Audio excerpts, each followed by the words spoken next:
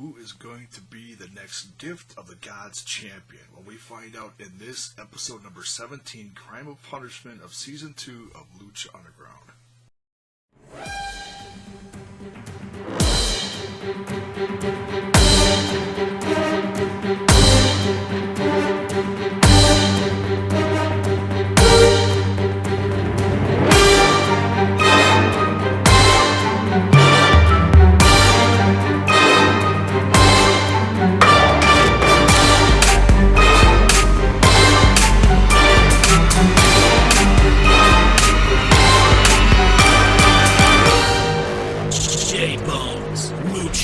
Lucha.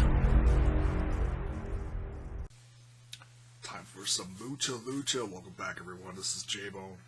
I'm going to talk about the episode Crime and Punishment number 17. It starts out with Cage storming into Cueto's office while he's, sifting through some cash. He's pissed off because Chavo took his championship, and Cueto's like, well, I might have a solution to this. So, they go to the ring. Cueto calls down everyone to bring their medallion down and put it in the Gift of the Gods Championship belt. And whoever, puts the coin in the medallion in the belt, you're in the match. And if you go by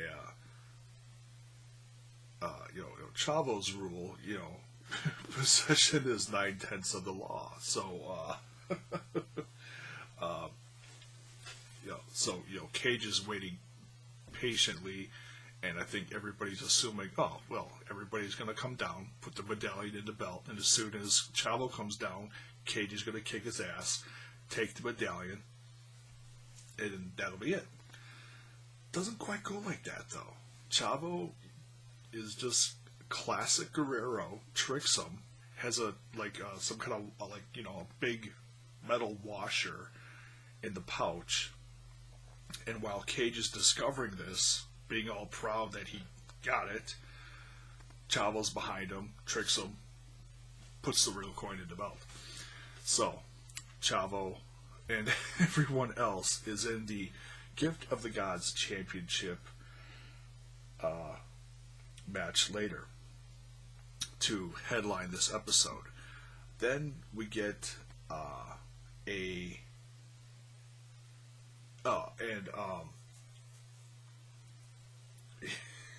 Cage, furious, finishes off Chavo to end this segment with a Weapons X finisher. So, which almost, then you gotta wonder, going into this, is Chavo even going to make it to the match? Well, we find out later.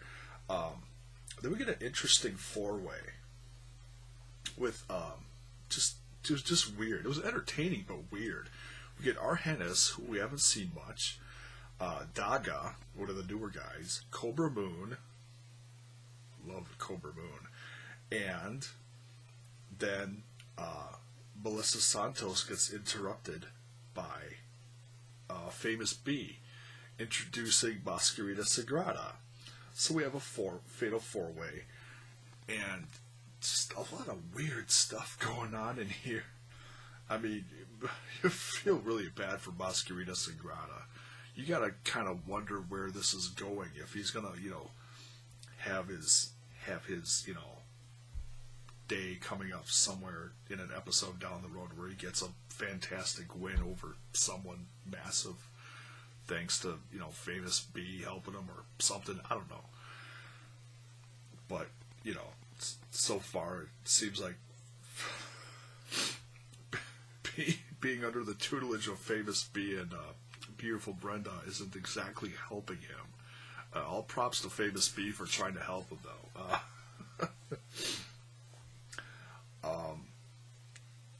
And then the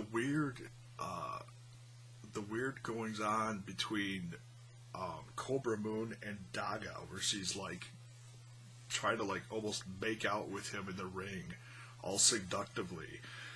And then this continues on to the end of the match, where she puts a finisher on Masquerita Sagrada, but then backs away from him and lets Daga finish him off with just a quick elbow and then a pin. And Daga's like, okay, thanks, but no, stay away. He's not having any of this. So I got a feeling these two are gonna end up, hooking up later. Maybe we'll get a Daga and Cobra Moon versus Son of Havoc and Ivelisse or something like that, or maybe Mundo and Taya will get tied into this later. I can see, some intergender matches going on, and Lucha Underground's good at that.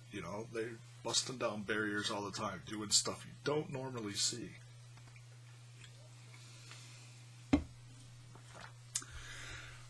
Next here, we get, just double checking my notes, we get a really, really interesting backstage segment. I love how they cut these cinematic moments between, guys and whoever backstage. Visually, just incredible. This segment between Marty the Moth and Killshot. And we got a tease of that on the YouTube channel and it was on all the social medias. We got a tease of Marty the Moth, who he was going after next. So we knew this was coming. We just weren't sure, how soon, but it was, now it's here. Marty the Moth had explained in the teaser that, that wasn't really interested in messing around with Sexy Star anymore. They're going on to, bigger and better things, whatever. And he's going after Killshot next. In this segment, after watching it a couple times, I mean, other than being, visually very captivating, it's becoming apparent to me that Marty the Moth is quickly becoming one of the best heels in wrestling today.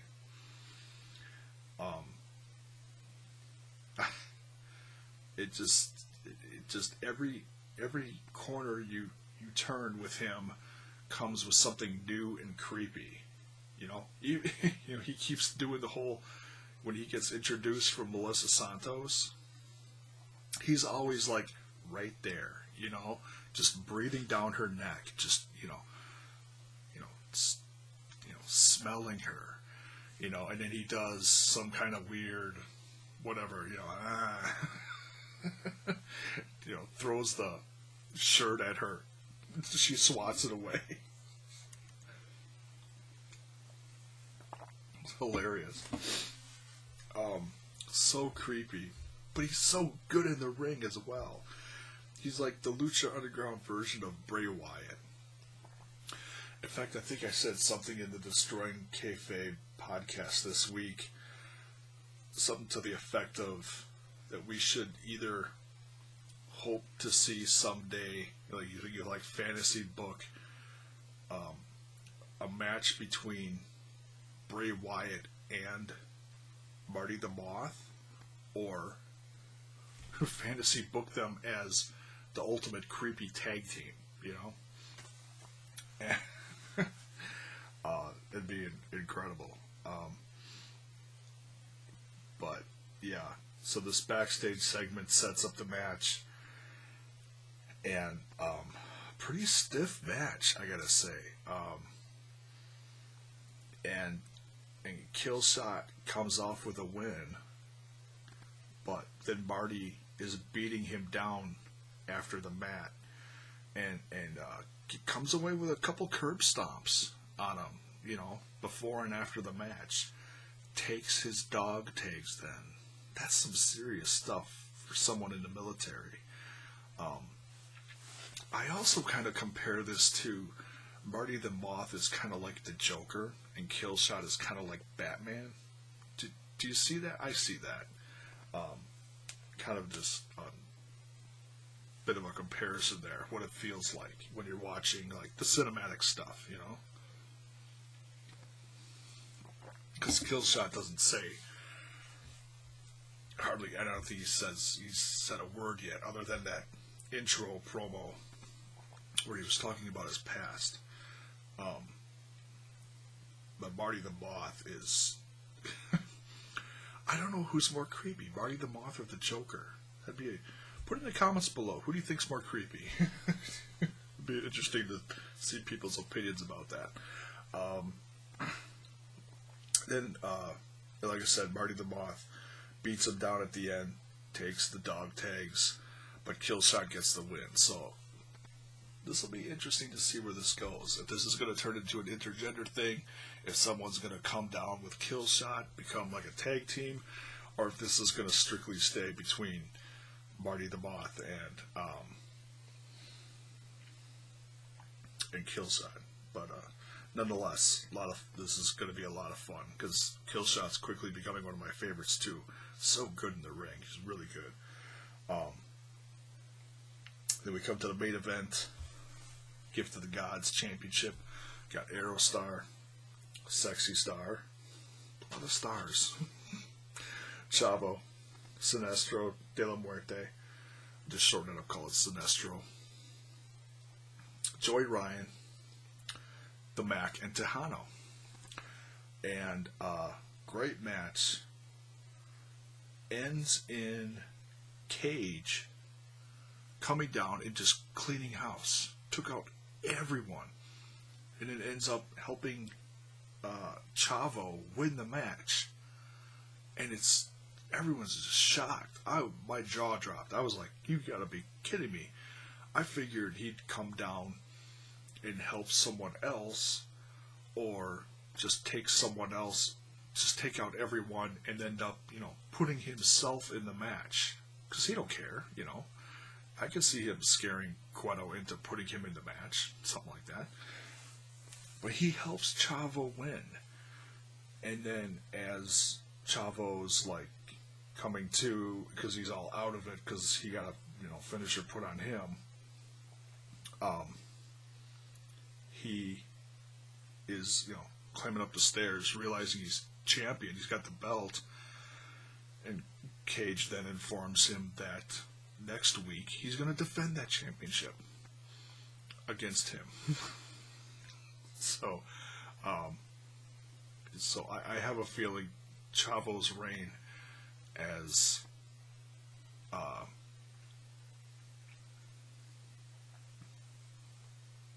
the Gift of the Gods champion is going to be short-lived. Could be wrong. Maybe he'll invest in some new helpers other than the crew. So I don't think the crew's with him anymore. I don't think they're down with Chavo anymore.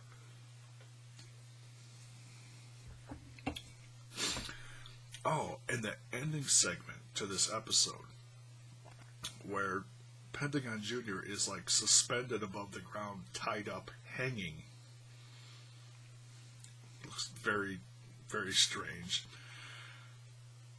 He's in Vampiro's dojo, and then Vampiro, just starts pummeling him with a kendo stick. I think it was a kendo stick. And then ends a segment with a baseball bat wrapped in barbed wire. Unfreaking believable. Walking Dead fans out there waiting for Negan to show up in season 7, just about losing their minds with this segment. Like, oh my God, he pulled a Negan. He stole Lucille. It's, if you watch Walking Dead, you get it. If not, you're going to be like, what?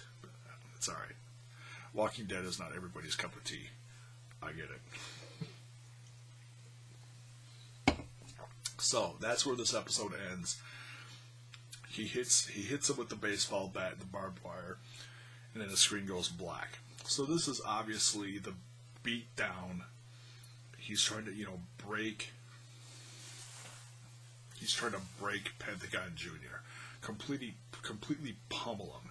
and then he's going to build them back up somehow, some way. And and if this season is 26 or 27 episodes in length, he's got about 10 episodes to go. So, Vampiro, we better hustle, because this season's rolling along quite quickly now. It's starting to snowball. So, yeah, another great episode. A lot of great cinematic stuff. Some interesting new rivalries brewing. Possible romances. Kind of weird, but it's alright. It's all good. Love Lucha Underground. So yeah, tell me in the comments. Tell me what you think. Did you love this one? Do you like the new rivalries between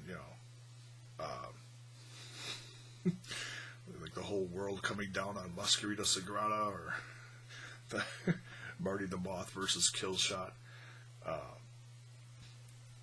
And